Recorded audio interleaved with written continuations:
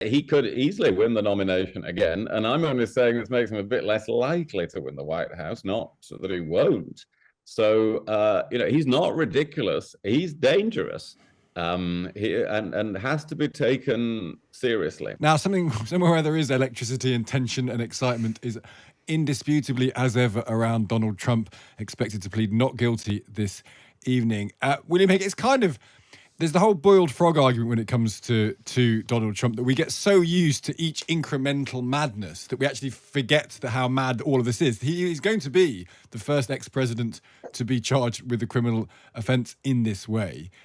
He is being accused of using money wrongfully to buy off a porn star who accused him of having an affair with her, and wanted to reveal that just before the election.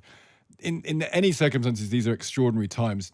Can you see a narrative? We spoke to someone representing the Republicans and sort of the Trump wing of the Republicans who felt quite positive about this. Can you see a narrative where all of this scandal, all of this paranoia, this feeling that the Democratic machine is out to get him in New York actually fuels the march of Donald Trump back to the White House? Well, I can see how it fuels the march to a certain point, and that's his supporters and he are trying to use it that way already, that he's a kind of victim. Whereas, of course, the really amazing thing is he's not been indicted before for all the many things that it looks like he's done in recent years. So they are using it in that way. That will depend, though, on how this case turns out, what the charges are, and then how many other cases come along. Because, of course, there are many other district attorneys who are looking at charges against him, including very, very serious constitutional charges in Georgia, for instance, about pressuring officials to falsify election results. So I'm not sure they can keep up that narrative all the way. But overall, one would have to guess that this strengthens his support among many Republican voters, but weakens his support among that fairly small but decisive part of the American electorate who are somewhere in the middle.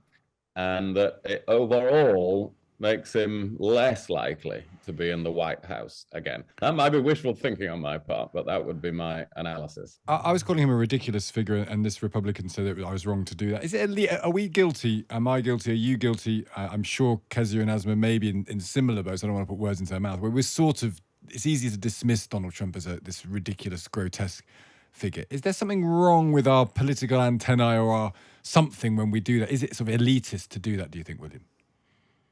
Yeah, it is in a way. I mean, it is ridiculous. Everybody thought it was ridiculous last time, and he started winning all the primaries and then won the actual election. And so, yeah, he could easily win the nomination again. And I'm only saying this makes him a bit less likely to win the White House, not that he won't. So, he's not ridiculous. He's dangerous. And has to be taken seriously. But that does not mean he should be above the law. And so the various legal officials in different states of America pursuing this, I hope, will not be deterred by political campaigning from showing America is a nation of laws. And that's what that's what many of us will hope to see in this case. Kezia, a lot of the thesis of your work now is that trust is important in politics, decency is important in politics. In some ways, the Trump experiment now and previously is a test of that, isn't it?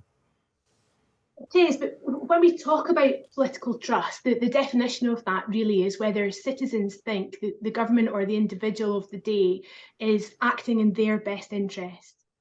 And that's really interesting in American politics, because there is obviously a huge chunk of the American population who do believe that Donald Trump acts in their interests because they see him as, ironically, an anti-establishment figure that says and does things that no previous politician would. So that's why it gets so interesting, so complicated when you see stories like this of him being charged with a number of serious offences. That doesn't necessarily lead to a fall in trust around him because of the starting point of many of his supporters. It's absolutely fascinating in that regard. But William's right. We need to hope the rule of law applies here, that nobody is above the law. But looking at the progress or the process of American trials, it's taken 5 years to get to this point where he's charged. It's very likely that this case will last many years yet and still be live during the next US presidential election. So it feels unlikely right now that he would, for any reason, be disbarred from standing, and this will just fuel the fire around who trusts Donald Trump and who doesn't. Now, finally, a report out today, both of you suggest that left-leaning people are more generous with their donations than those on the right. I think it was specifically international donations. Kezia, you can feel very smug today. Yeah, but I've got a lot less money than William, so I might give a little bit more in percentage terms, but he's dishing out a lot more cash. William Hague, what do you make of this report? Well, they must have mixed some things up here. If I'm careful with my money, it's not because I'm right wing; it's because I'm from Yorkshire. Oh, for goodness sake! Have they actually allowed for all those regional factors? Oh no! In this, this is a very complicated situation, really. I love the fact that we have a Yorkshireman and a Scotswoman on, and all those cliches and stereotypes are just bouncing into view. Thanks to both of you. That is Kezia Dugale and William Hague. And they're both generous souls. And if you like that, You can listen to us. we're Stig and Aasmah. Have you forgotten? Well done. Every Monday to Thursday on Times Radio Breakfast.